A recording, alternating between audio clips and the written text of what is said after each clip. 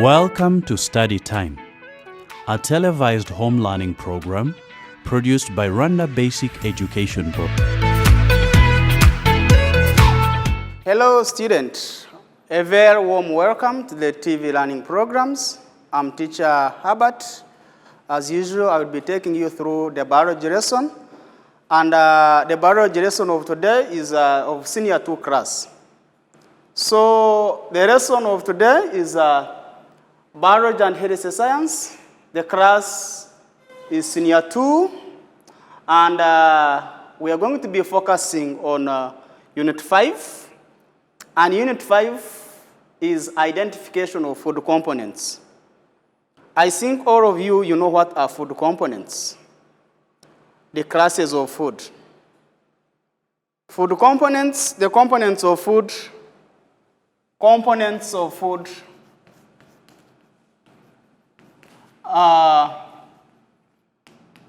We have the components of food. We have the carbohydrates.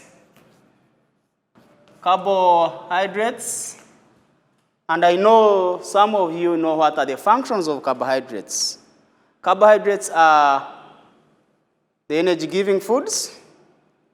They give us energy, and that energy is going to be used for doing work, for movement, all right? We have another component of food. We have, number 2, we have the proteins. Who can give me examples of proteins? Examples of carbohydrates, we have a number of food that contains carbohydrates and starch. Take an example like Irish potato. We have the cassava. These are some of the examples of carbohydrates. We have proteins, examples of proteins. We have fish. We have fish. We have beans. We have peas, and so on and so forth. We have another example, which is number 3. We can have lipids. Examples of lipids, we have fats and oils. Fats and oils. Fats are sold at room temperature, then oil liquids at room temperature. So we have another class which is number 4. We have the mineral salts. Mineral salts. We have a number of examples of the food which contains mineral salts. That's why absence of those mineral salts in the food diet, someone suffers from a deficiency. Lack of calcium in the diet causes poor bone formation. Poor bone formation. We have examples. We have calcium ions. We have iodine. Iodine, that's another which is also needed in our diet. Absence of iodine in the diet causes goiter, swelling of the neck. We have number 5. Number 5, we have vitamins. A number of food contains vitamins. Which is concerning about examples of vitamins. We have vitamins, we can talk about most of the fruits. Fruits are examples, vegetables and etc. etc. Let's now go to the previous lesson we discussed. Today we're going to be one which is lesson 2, which is concerning about testing of non-reducing sugars and proteins. I think, students, you do remember the previous lesson. The previous lesson was concerning about testing of the first lesson. Lesson 1 was concerning about testing of biological molecules, which was testing of starch and reducing sugars. Reducing sugars. If you do remember, we are going to go through this, how we did it. We talked about food they contain. How do you identify? And we say the food contains starch. Most of the starch is found in many food that we eat. It is found in cassava, Irish potato, sweet potato. All of them, they contain these food nutrients. Let's remind ourselves on lesson 1. We talked about the reagent that is used to test the presence of starch in a food sample. Who can remind me the reagent which is used to test the presence of starch? The reagent that can talk about reagent or chemical that is used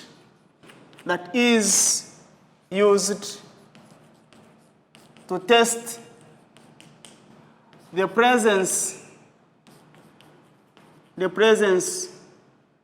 of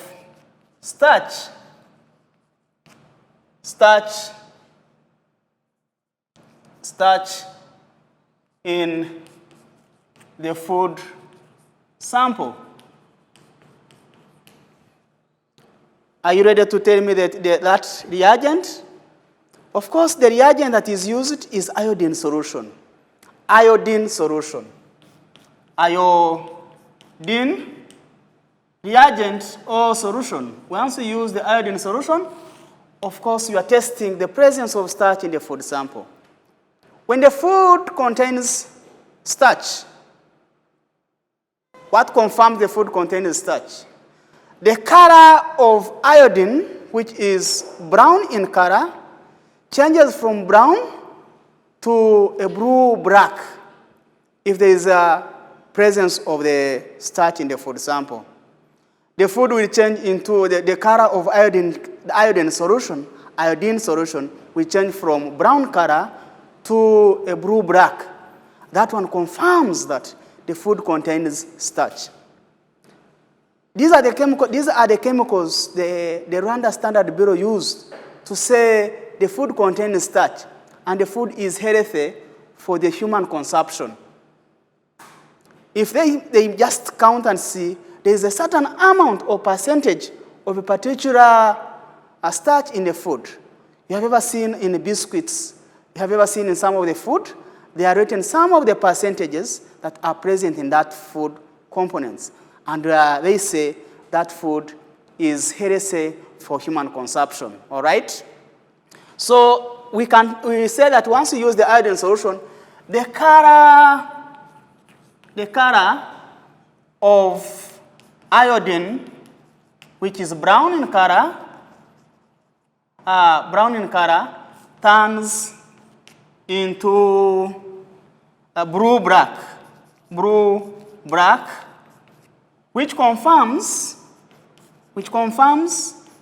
the presence, which confirms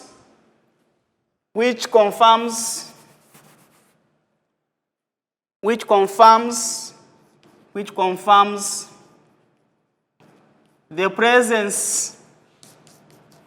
presence of starch in the food sample. All right? I think it is correct. Now, that was our previous lesson.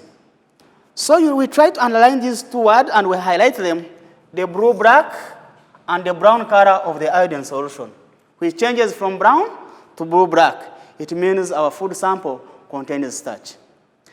We also talked about reducing sugars. When I talk about reducing sugars, I mean the sugars which are made up of one molecule or a simple molecule of monosaccharides. Examples of monosaccharides, we have the glucose, we have the fructose, and we also have the galactose. All right? We tested about number 2 was testing. Number 2, that was number 1. Number 2, we have been testing about reducing sugars. We did a practical of it, a reducing sugar. Reducing sugars. So the reducing sugars, we used the glucose as an example of reducing sugars. How do you know that the biscuits contain glucose? How can you confirm that glucose is present in the biscuits? And you know that what the biscuits contains glucose, and glucose is one of the energy-giving foods. They give us energy for doing work. energy for movement. Particularly in biology, talk about energy for locomotion, able to move from one place to another place. I think you do understand the difference between movement and locomotion. When we talk about movement, it means moving your part of the body, that is changing the position, that is movement. But when it comes to locomotion, that is shifting the whole body from one place to another place. So once you are locomoting, you need energy, you need glucose. That's why glucose is mostly given to the people who are doing more exercise, athletics. They need more glucose. So what do we use to test the glucose? We use the Bendix solution. Bendix reagent is the chemical test of testing the presence of glucose in a food sample. If you want to know that the food contains glucose, you use the Bendix solution. And once you use the Bendix solution, you do what you call color observation. You observe color changing. Color changing. What is the color will you observe? Automatically, the color of Bendix solution is blue in color. And that color, once the food sample contains starch, what will happen? The food sample will change from blue, as I told you, from blue to green, then from green to yellow, then from yellow to orange. And it can also change to brick orange when the amount of glucose is very high. When the amount of glucose present in the food sample is very less, that one it will not change. So quickly, that was a review of the previous lesson 1. And now we're going to go to lesson 2. The lesson 2 is concerning about testing of non-reducing sugars. As you can see, this is testing of non-reducing sugars as well as proteins. We did a practical lesson. We are going to go through the theoretical part of it. I hope everybody, you have a pen, you have a notebook, try to note what are the procedures, what are the apparatuses required, and what are the reagents we need to carry that experiment. All right? When you have all those requirements, when you know the reagent required, when you know the procedure, when you have the apparatuses, it is very easy for you to conduct the experiment. It is very easy for you to observe the color changing. Quickly, let's go to our lesson of today. The learning objective of today is to state the chemical reagent used to test the presence of non-reducing sugars, and as well as the proteins. We try to highlight or list the suitable apparatuses required for the chemical test of a given food sample. The food sample I'm talking about is non-reducing sugars. Non-reducing sugars. Non-reducing sugars, examples are sucrose. We also have to carry the test to identify the presence of non-reducing sugars as well as the protein in a given food sample. All right? You know the procedures, you have the apparatuses, and you follow the procedures I'm giving you, you will be able to observe and make a conclusion or a deduction that food contains proteins. That food contains non-reducing sugars. Surely, I'm very happy to share with you that lesson. We did a practical part of it. I'm now doing it a theoretical part of it so that you can note it. Once you get those requirements and reagent, you're able to conduct the experiment and you will get a positive results. And I hope nobody will get a negative results. So we are going to do non-reducing sugars, proteins in the food sample, as well as we give the examples of non-reducing sugars as mentioned, sucrose. Sucrose is an example of non-reducing sugars. Sucrose, if you remember, sucrose is when you get a glucose, this is glucose, all right? The glucose, when you get the glucose and you combine it with, this is a bond, you combine it with the fructose. These two, they will make what you call the sucrose. And they have a bond. Who can remind me the bond that joins two molecules of glucose? That one is called glycosidic glycosidic bond. The bond that joins these two monosaccharides is called glycosidic bond. That bond is the bond that joins to these two molecules. So what do we use to test the presence of sucrose in a food sample? There is no specific reagent that is used to test the presence of non-reducing sugars. We do use Bendix solution, but followed with other chemicals. Let's go to the materials required. We use the Bendix solution, which is brew in a brew reagent. We use hydrochloric acid, which is a colorless. The hydrochloric acid is colorless. All right? We also have what we call sodium hydroxide, which is a base, which is also colorless. We must be having what we call test tubes, and also test tubes. We have test tube breakers. We have source of heat. We need heat. We need droppers. We need beakers. We need water, and as well as we need our food sample, which is a non-reducing sugar. Quickly, let's go the procedures now. How do I conduct that practical lesson? You put 2 milliliters of non-reducing sugars or sucrose in a solution, in a test tube. You add a few drops. We add a few drops of dilute hydrochloric acid, and then you boil.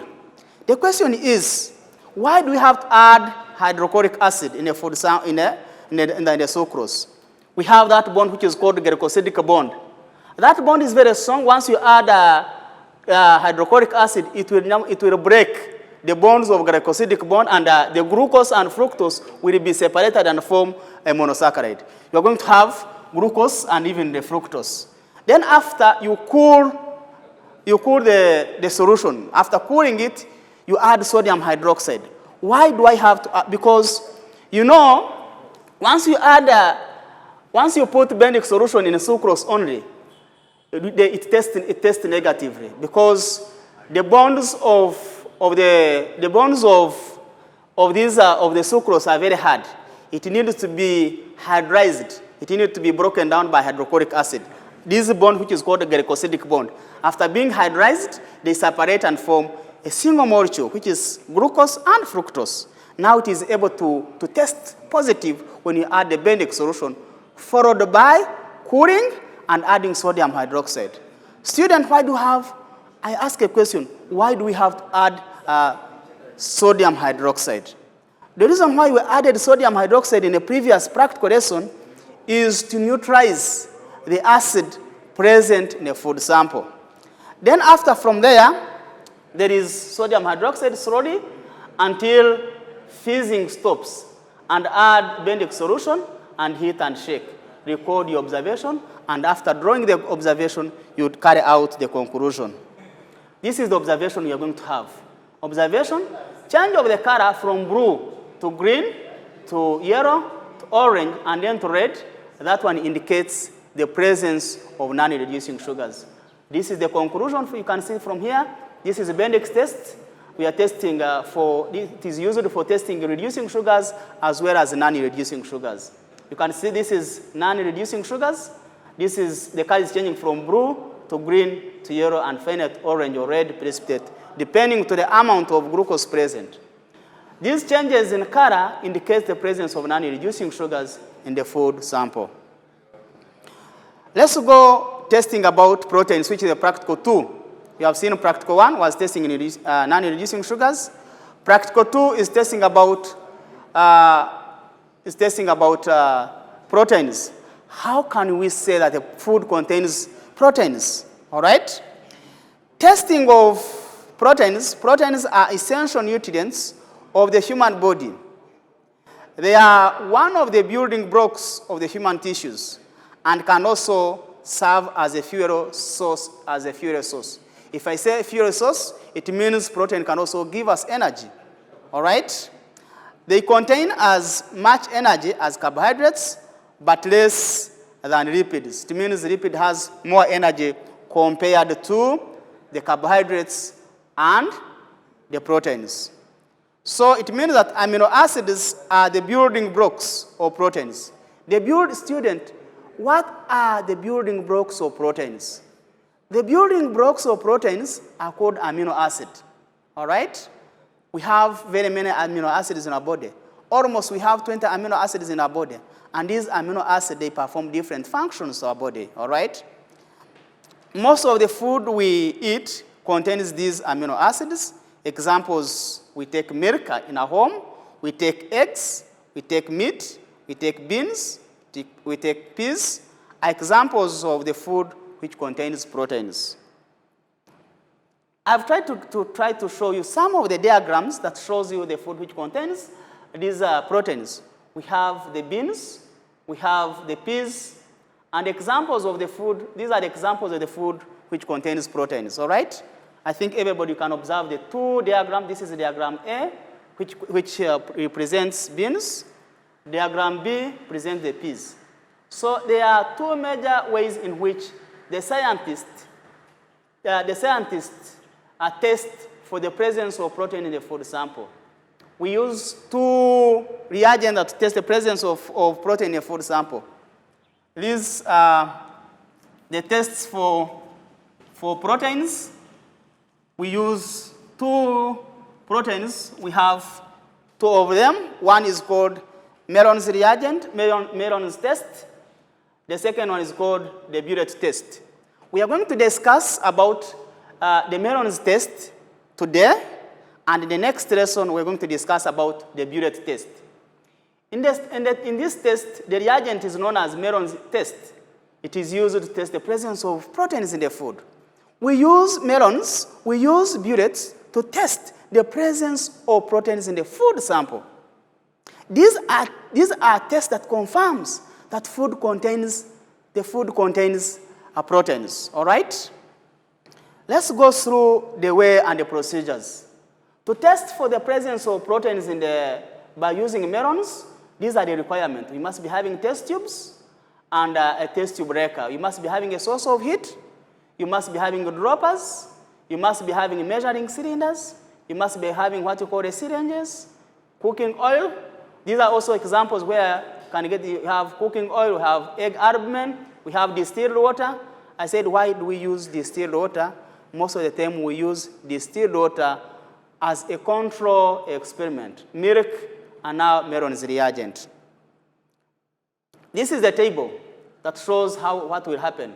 The table below shows the results that may be obtained during the Meron's test. We're going to do it practically, but let's have the theoretical part of it. We have number one, test tube procedures. We have observation, and we have the deduction. You get 2 centimeters tube of the food sample in the test tube, add Meron's reagent, then after adding Meron's reagent, you need heat. You have to heat. After heating, what will be the observation? What will you observe? All right? The observation is here. Once you get what you call a coagulated pink mass appears, automatically that one obviously confirms that my food sample contains proteins. That's what is written there. Once you get that color, I'm emphasizing on that color, coagulated pink mass appears. The proteins are present in the food sample. We did it practically. We are now talking about a theoretical part of it. That is, you note that thing, that if you use the Meron's reagent and you boil, when you are boiling, you observe a color change, which is a coagulated pink mass that appears. That one confirms the food sample contains proteins, all right? When you get 2 centimeters of the food sample in a test tube and add Meron's reagent and boil, the color remains colorless. You get Meron's reagent, you add it there, but in the food sample, there is no change in color. The color remains colorless. What will you observe? What is your conclusion? What is your deduction? My deduction is going to be telling me that there is absence of food, there is absence of proteins in the food sample. Once there is the colorless color is observed in the food sample, that one confirms that that food sample does not contain proteins. All right?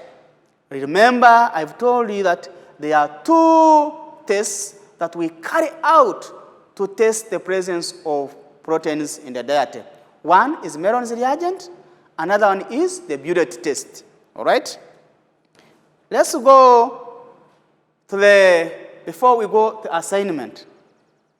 Before we go to assignment, let us remind ourselves what we've discussed today. We have discussed about non-reducing sugars. We have talked about how reducing sugars is tested. How do you observe the food contains non-reducing sugars? I said there is no specific test for non-reducing sugars. We use the Bendick solution, and once you use the Bendick solution, which is a test for reducing sugars, followed by hydrochloric acid. Why do you add hydrochloric acid? To hydride the bond.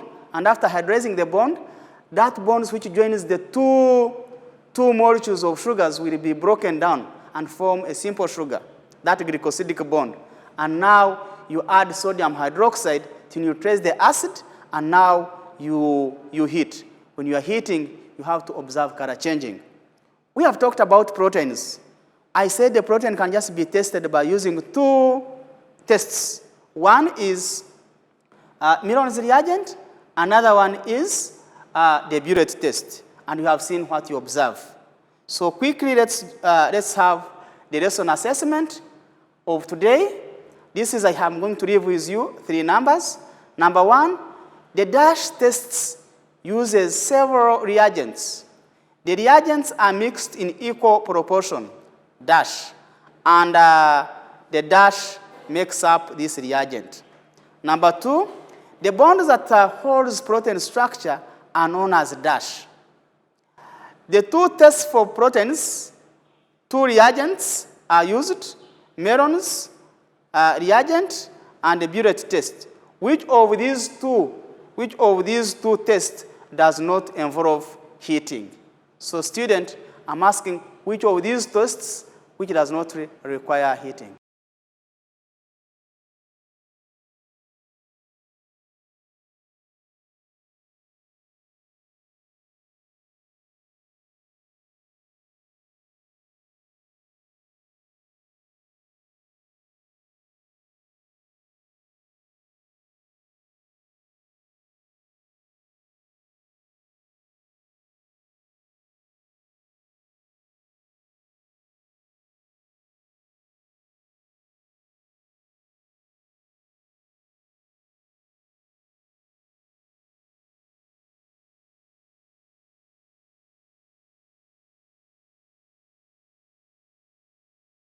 So student, thank you very much for your attention and participation.